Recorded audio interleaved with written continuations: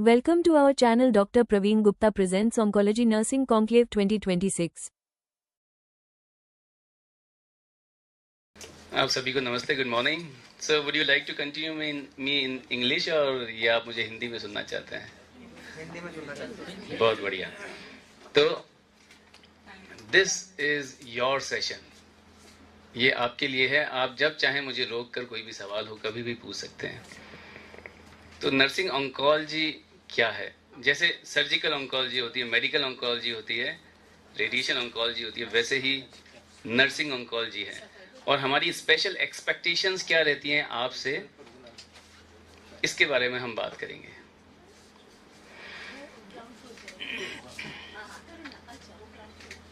तो जब हम बीएससी नर्सिंग करके बाहर आते हैं या जीएनएम करके बाहर आते हैं तो हम एक जनरल नर्स होते हैं. जनरल नर्स जिसको सब कुछ आता है, बेसिक सब कुछ आता है. कैन्युला लगाना आता है, बोतल बदलना आता है, बोतल के अंदर दवाई डालना आता है, दवाई को प्रिपेयर कैसे करते हैं वो आता है. लेकिन अगर उसको कहो कि आप ऑक्जेलिप्लेटिन लगा दो तो वो थोड़ा कंफ्यूज हो जाएगा या हो जाएगी कि ये क्या होता है. तो अगर किसी चीज़ का स्पेशलाइज हम कर लें किसी चीज़ में तो एक अलग ही मज़ा आता है. एक छोटी सी आपको एक बात बताता हूँ. जब मैं गीतांजलि हॉस्पिटल उदयपुर में था तो हमारे जनरल सर्जरी ओटी इंचार्ज थे. 2 ओटी होते थे. एक तो जनरल सर्जरी ओटी था जिसमें 5 ओटी एक साथ चलते थे और एक कार्डियक ओटी वो अलग से होता था ऊपर. तो हमारे जो इंचार्ज थे उनसे अच्छी दोस्ती हो गई थी. फिर बाद में कुछ ऐसा हुआ कि कार्डियक ओटी का इंचार्ज छोड़ के चला गया. तो वो मेरे पास आए, कहते हैं सर मेरे पास ऑफ़र आया या तो मैं कार्डियक में जाऊँ या मैं यहाँ रहूँ. यहाँ तो मैं जनरल सर्जरी ओटी का इंचार्ज हूँ, मतलब ओवरऑल इंचार्ज, जैसे इंचार्ज साहब बैठे हैं यहाँ पे वैसे, या फिर कार्डियक ओटी में जाऊँगा तो असिस्टेंट इंचार्ज बनूंगा. अब बताओ मैं क्या करूँ. मैंने कहा देख भाई, कार्डियक ओटी में चल जाओ. अगर किसी चीज़ में स्पेशलाइज करते हैं तो उसका अलग ही मज़ा होता है. आज असिस्टेंट है कोई बात नहीं, कल को इंचार्ज बन जाएगा, फिर आगे तनख्वाह बढ़ती रहेगी. यहाँ तो तनख्वाह बढ़ेगी नहीं बढ़ेगी कोई गारंटी नहीं है. तो फिर उन्होंने मेरी बात मान ली और फिर वो कार्डियक ओटी में चले गए, शिफ्ट हो गए. और फिर मैं 5-7 साल बाद उनसे वापस मिला and he was very happy. Sir आपने जो कहा था मैंने आपकी बात मान ली और अब मैं कार्डियक का इंचार्ज बन गया, क्योंकि इंचार्ज भी छोड़ के फिर दूसरे हॉस्पिटल में चला गया था. तो अभी वो कार्डियक ओटी के इंचार्ज हैं, तनख्वाह भी बढ़ गई और ही इज़ वेरी हैप्पी. तो अगर आप किसी एक पर्टिकुलर स्पेशलिटी के स्पेशलिस्ट बन जाते हैं तो प्रोग्रेस फास्ट होती है. जैसे कि मान लीजिए आप ऑन्कोलॉजी नर्स बन गए, कोई नया अस्पताल आया जो कैंसर का अपना यूनिट खोलना चाहता है, तो पहले वो देखेगा कि कौन से ऐसे नर्सेज हैं जो ऑलरेडी इस फील्ड में काम कर रहे हैं, फिर वो आपको बुला लेगा. तो इस तरह से प्रोग्रेस होगी. तो जब जनरल नर्सिंग से हम एक स्पेशलाइज्ड ऑन्कोलॉजी नर्सिंग की तरफ जाते हैं then it is called a specialization. And oncology nursing ये क्या होती है, ये हम फोकस करते हैं कैंसर पेशेंट्स के ऊपर. कैंसर पेशेंट्स का कैसे हमको कैंसर का प्रिवेंशन करना है, कैसे डायग्नोसिस करना है, ट्रीटमेंट करना है, रिहेबिलिटेशन, पैलिएटिव केयर, एवरीथिंग. आपको अगर सब चीज़ों के बारे में थोड़ा थोड़ा बेसिक पता है तो हो जाएगा कि आप एक ऑन्कोलॉजी नर्स हो.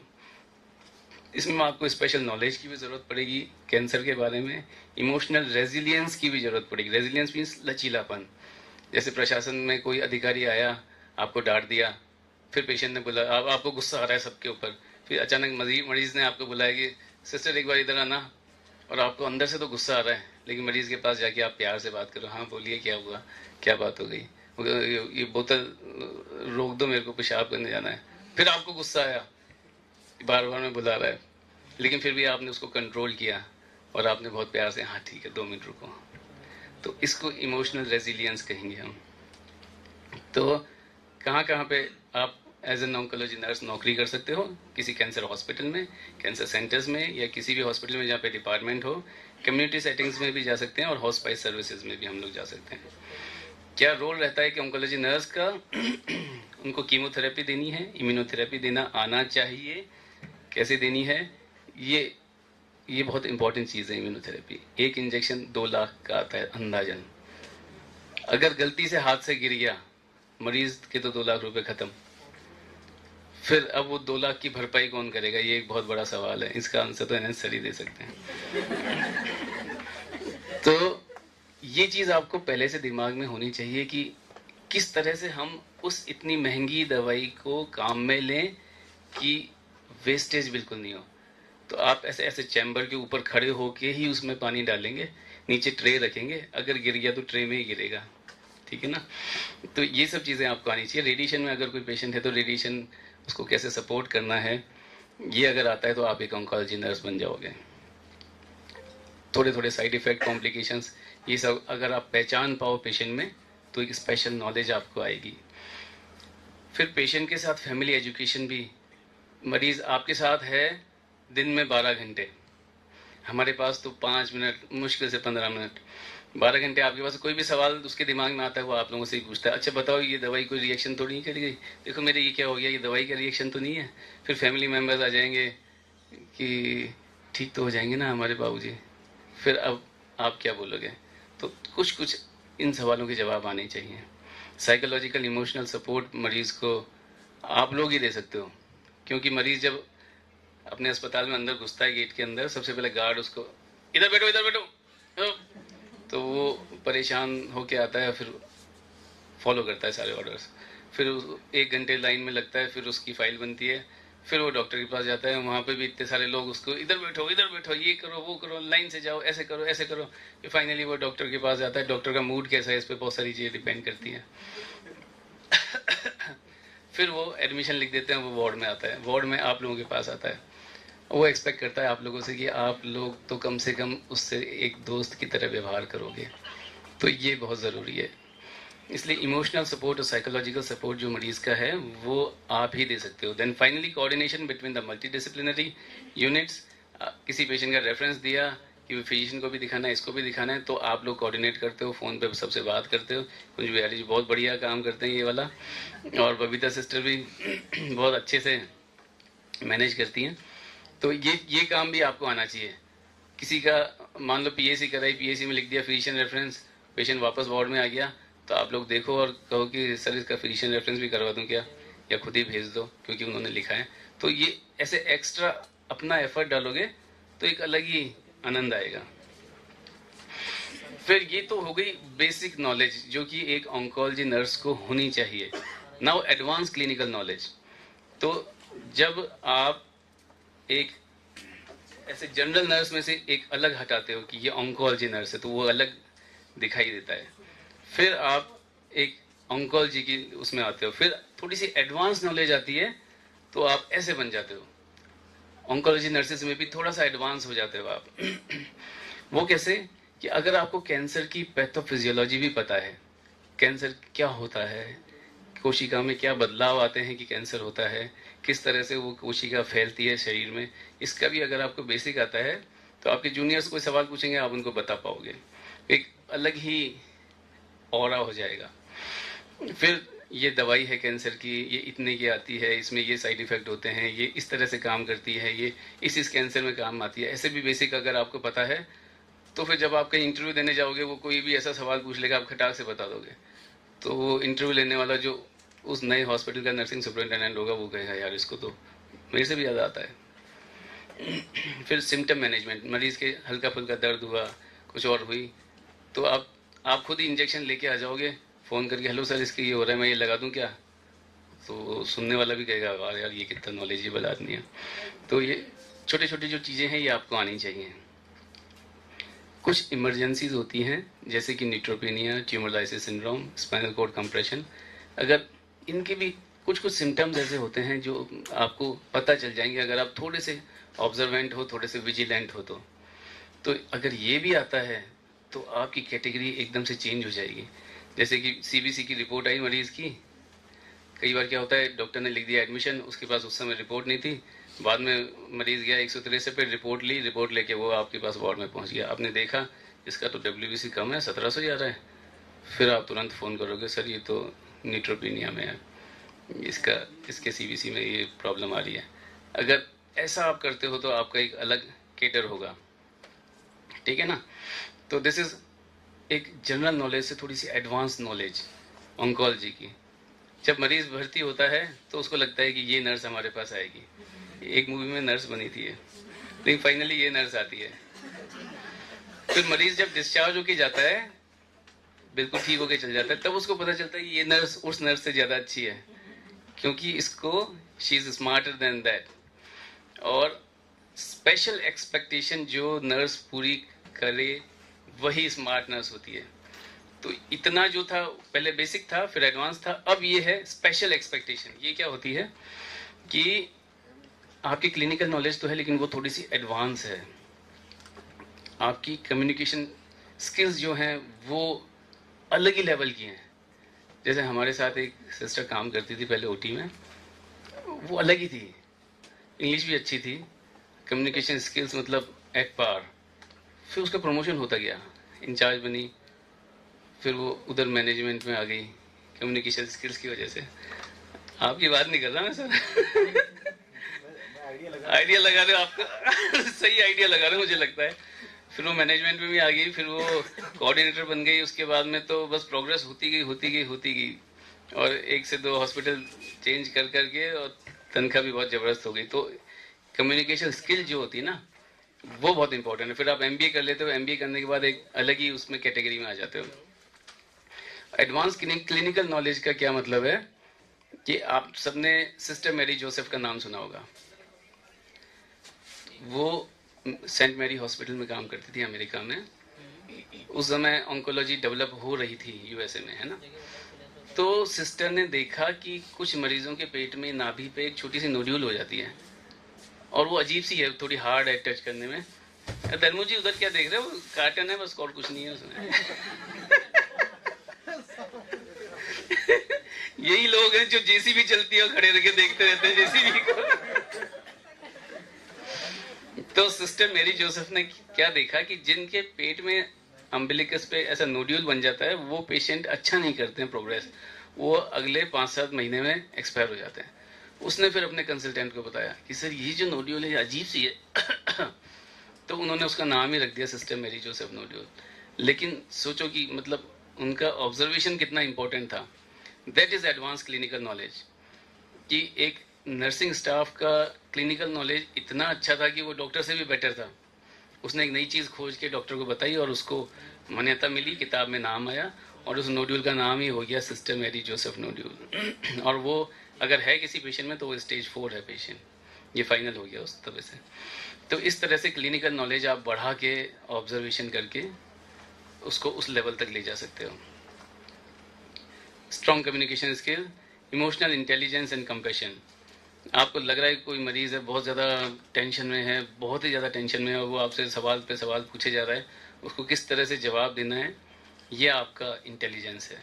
किस तरह से इमोशंस पे, अपने इमोशंस पे कंट्रोल रख के मरीज़ के इमोशंस को समझकर मरीज़ को इमोशनल आंसर्स देने हैं, वो इम्पोर्टेंट होता है। फिर finally it is patient safety. एक बार एक अस्पताल में नहीं, एक बिल्डिंग में, सोसाइटी की बिल्डिंग में आग लग गई और एक 9 साल की छोटी सी बच्ची थी, उसने बहुत सारे लोगों को बचाया उस बिल्डिंग से। उसने बताया कि ऐसे करो, रुई को गीला करके मुंह में डाल लो, नीचे घुटनों के बल चलो, ऐसे ऐसे करके, क्योंकि उसकी स्कूल में क्लास हुई थी कि आग के समय क्या करना है। तो उस एक छोटी सी बच्ची ने इतने सारे लोगों को बचा लिया। आप लोग भी अगर एक्स्ट्रा स्किल रखोगे तो आप लोग भी बहुत सारे लोगों को बचा सकते हो। तो पेशेंट सेफ्टी रखनी है, लेकिन उससे पहले अपनी खुद की सेफ्टी रखनी है। नीडल को कैसे बंद करना है कि अपने नहीं चुभे, ये एक बेसिक है, ये आपको आना चाहिए, ठीक है ना। अपनी सेफ्टी, फिर पेशेंट सेफ्टी, जो इसको मेंटेन करता है वो स्पेशल एक्सपेक्टेशन है आपसे। और सबसे इम्पोर्टेंट कंटिन्यूस लर्निंग। आप सब यहाँ बैठे हो नई चीज़ें सीखने के लिए, तो ये होते रहना चाहिए। तो ये एक स्पेशल एक्सपेक्टेशन होती है किसी से भी, डॉक्टर से भी, नर्सेज से भी, एवरीवन, कि अगर आप कंटिन्यूस लर्निंग कर रहे हो तो आप एक पर्टिकुलर लेवल को क्रॉस करके फिर आप बहुत अच्छे वो बन जाते हो। कम्युनिकेशन स्किल्स के बारे में हम बात करें तो अंजू मैम बहुत अच्छी क्लास लेती हैं इस पे। ब्रेकिंग बैड न्यूज़ कैसे बतानी है, तो मरीज़ आपसे भी पूछता है। मरीज़ तो हर जो भी सामने मिलेगा उससे पूछेगा। कई बार साथ वाले मरीज़ को बताते नहीं है, मरीज़ देखता है मेरे को कैंसर हॉस्पिटल क्यों लेके आए, फिर वो सबसे पूछता है डॉक्टर साहब मेरे कैंसर है क्या, भाई साहब मेरे कैंसर है क्या, उनसे भी पूछेगा अरे भाई साहब मेरे कैंसर है क्या, ऐसे वो सबसे पूछता है।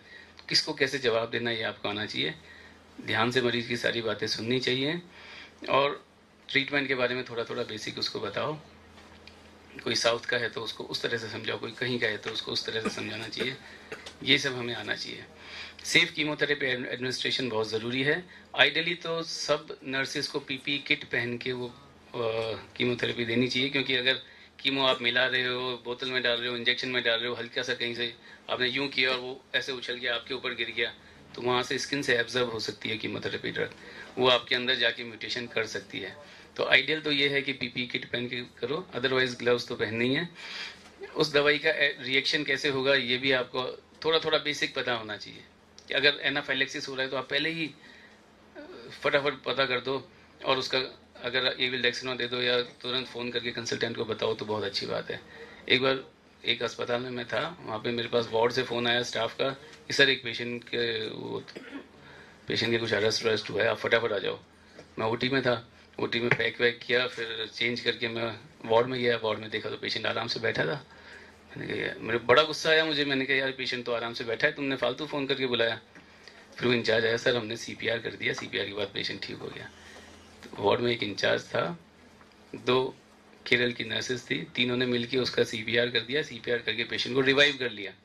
So that is the advance level of knowledge these guys were having. तो वैसा आपको बनना है, अगर वैसा बनते हो तो काम करने में अलग ही मजा आता है। तो मेडिकल एरर्स जो है उनको भी आपको रोकना है। एनएबीएच में सर ज़्यादा अच्छी क्लास लेते हैं इस बारे में। फैमिली एजुकेशन भी इम्पोर्टेंट है, आपको भी कुछ बेसिक चीज़ें पता होनी चाहिए, तभी आप फैमिली को समझा पाओगे। घर पे क्या साइड इफ़ेक्ट हो सकते हैं, किस तरह से ध्यान रखना है, क्या ट्रीटमेंट प्लान रहेगा, अगली कीमोथेरेपी कब लगेगी, इन्फेक्शन को कैसे बचाना है, इमरजेंसी में क्या करना है, क्या खाना है, क्या नहीं खाना है। आजकल व्हाट्सएप पे आता है कैंसर के मरीजों को आटा नहीं खाना चाहिए, शुगर नहीं खानी चाहिए, ऐसा कुछ भी नहीं है।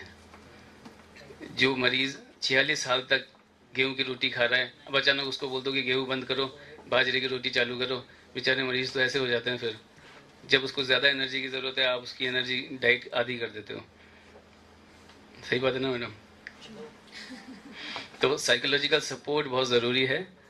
अब चूंकि आप लोग ही सबसे ज़्यादा समय बिताते हो मरीज के साथ, तो आप लोग ही साइकोलॉजिकल सपोर्ट ज़्यादा दे सकते हो पेशेंट को। जब एंड ऑफ लाइफ डिसीजन हो रहा होता है, उस समय भी नर्सिस का बहुत इम्पोर्टेंस होती है। कोपिंग स्ट्रेटजीज, मतलब पेशेंट टेंशन में है, उसको सही करना चाह रहा है, तो उस समय कैसे आप करोगे, ये सब चीज़ें बहुत ज़रूरी हैं। और लीगल रिस्पॉन्सिबिलिटीज़ आपको पता होनी चाहिए, कब क्या करना है और कब क्या नहीं करना है, ये दोनों ही चीज़ें इंपॉर्टेंट है। पेशेंट की कॉन्फिडेंशियलिटी रखनी है अपने को। मरीज़ का किसी को बाहर जाके आपने बता दिया, अरे वो तो मेरे वार्ड में भर्ती हुआ था, कोई भी मॉल में घूम रहे हो, पेशेंट भी घूम रही है, आपने ये तो मेरे वार्ड में भर्ती हुई थी, ऐसा नहीं करना है। कंसेंट लेनी है और मरीज़ के राइट को सुरक्षित रखना है। एंड ऑफ लाइफ केयर जब मरीज़ जा रहा होता है, तब भी हमको उतनी ही शिद्दत के साथ उसका इलाज करना है जितना कि वो पहली बार अस्पताल में आया था तब हम करते हैं। और फैमिलीज़ को सबको सपोर्ट करना है हमको। इन्फेक्शन कंट्रोल एनएबीएच में आपको सबको सिखाया गया है, वो बहुत ज़रूरी है। अगर न्यूट्रोपीनिया में है पेशेंट, तो इन्फेक्शन का ध्यान रखना बहुत ही ज़रूरी है। हमेशा उबला खाना खिलाओ, मास्क लगा के वार्ड में एंटर हो, साथ वालों को भी बोलो आप भी मास्क उतारो। अगर जूते भी आप वार्ड के बाहर खुलवा दो तो और भी अच्छी बात है। जितना हो सके न्यूट्रोपेनिक पेशेंट में इन्फेक्शन का हमको ध्यान रखना है।